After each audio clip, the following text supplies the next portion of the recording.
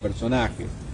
Y siempre se esgrimen los nombres de Martín Fierro y de Cruz como un compendio de amistad, ¿no? Amistad bajo situaciones de riesgo e incluso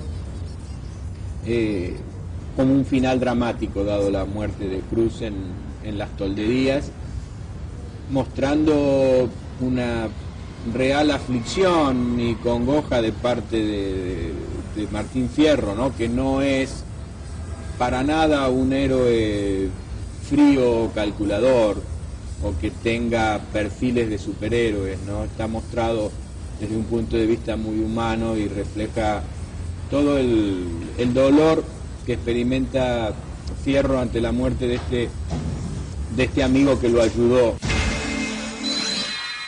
En tiempos de prensa política, Hernández se inició como periodista en Entre Ríos, defendiendo la obra política de Urquiza. Su mayor empresa fue la fundación del diario El Río de la Plata en 1869. Sin embargo, no gravitó demasiado en la prensa como periodista y le costó escalar en la política. Fue tal su fama como escritor del Martín Fierro que, siendo legislador, se lo conocía como el senador Fierro. Ya volvemos con más noticias de la historia, el Martín Fierro y José Hernández. Caramba, que ando de pobre me ando y muriendo. De solo verme tan pobre, yo solo me ando y queriendo. Y seguimos en Noticias de la Historia con el Martín Fierro, que hasta aquí ha sido objeto de innumerables interpretaciones. Por ejemplo, en este interesante libro, Diálogos Borges-Sábato, los dos escritores, coordinados por el periodista Orlando Barone, hablan de muchos temas y tocan la cuestión Martín Fierro. Ambos coinciden en algo, admiran la obra de José Hernández, pero disienten profundamente en cuanto a su significado. Ernesto Sábato dice: Fierro es un iracundo, un rebelde ante el tratamiento de la frontera y ante muchas injusticias de su tiempo. Describe el exilio de los gauchos en su propia patria. Jorge Luis Borges lo refuta y agrega: Martín Fierro no es un rebelde, es un personaje pero no es un ejemplo. Es admirable el poema como arte, pero no el personaje. Es como si se propusiera a Macbeth como modelo de ciudadano británico. El Martín Fierro va a imprenta en 1872, se publica como folleto y rápidamente gana la adhesión de los sectores populares. Para la época fue un bestseller. Muchos lo leían, pero muchos otros analfabetos que no sabían leer y escribir lo escuchaban cuando alguien lo leía en voz alta, en una mateada o en una pulpería. ¿No es como se dijo muchas veces un bestseller en su época? ¿Quiénes lo leían? Y sí, es interesante porque lo leían muchos, pero además muchos lo escuchaban, porque claro, como tenemos ahí un público consumidor que en proceso de alfabetización o directamente analfabeto, había una modalidad interesante que era la lectura en altavoz, que se solía dar en las pulperías. Hay, por ejemplo, una lectura en grupo. Sí, por ejemplo, hay iconografía, hay grabados, por ejemplo, que muestran al pulpero detrás del mostrador con una enorme sábana leyendo y alrededor el auditorio, digamos. O sea, ese público lector es un público oyente, en realidad. Y entonces tenemos que pensar hoy en los bares y el televisor, por ejemplo, como gancho, digamos, ¿no? Y los partidos.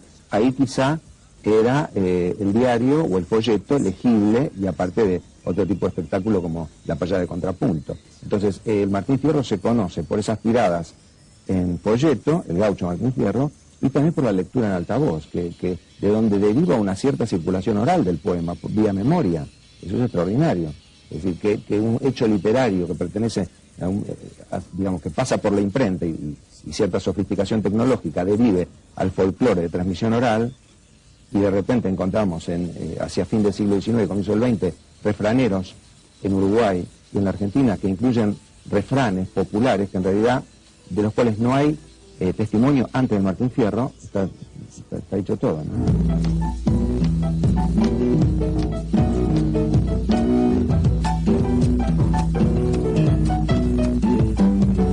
El encargado que yo tuve durante mucho tiempo de una chacrita que todavía tengo en Capilla del Señor, que era un criollo maravilloso, se llamaba Padilla, un hombre grande ya. Era analfabeto, pero se sabía el Martín Fierro de memoria. Y yo a veces, un poco para provocarlo, decía alguna frase o alguna sextina o el principio de algún verso de Martín Fierro, qué sé yo. ¿Y qué querés recibir si no has estado en la lista? Y él empezaba a recitar interminablemente, ¿no? Siendo que no sabía leer ni escribir, ¿no? Bueno, eso me confirmó lo que yo ya sabía, que era algo tan nuestro que la gente común directamente lo había asumido como propio. José Hernández fue funcionario, legislador, militar, periodista y poeta. Trató de escalar en política, pero no consiguió demasiada influencia. Su gloria vino de la mano del Martín Fierro. El final de su vida lo encontraría participando de un espacio político, de un grupo político al que había criticado o cuestionado en el Martín Fierro, el roquismo, que corona la obra política de Organización Nacional. En la vuelta de Martín Fierro presenta una versión diferente del gaucho y dirá que los indios solo sabían emborracharse y pelear. Se hace evidente el cambio en el autor. Es significativa esta caricatura del periódico satírico El Mosquito. Se ve a Hernández entrando en una máquina con perfil gaucho y saliendo convertido en roquista. En 1879 ya estamos en la antesala de la campaña del desierto y de toda la emergencia del roquismo, la consolidación de un Estado único y la capitalización de Buenos Aires, la federalización. Y Hernández se reubica y tiene el gran problema cómo arregla el desbarajuste que hizo mandando a Fierro y a Cruz a los toldos diciendo que bueno, esa es una vida mejor que el infierno de la frontera. ¿Cómo lo arregla justo cuando él se sumaba al roquismo? Claro, exactamente. Entonces intenta arreglarlo, tampoco es omnipotente. Intenta arreglarlo, Fierro vuelve de los toldos, huye después de haber matado a un indio y rescató a la cautiva y cuenta que lo que vio es el horror. Y el testimonio de Fierro es curioso porque Hernández nunca estuvo con los indios, así como Sarmiento nunca estuvo en La Pampa antes del Facundo, después sí, después de Caseros, ¿no?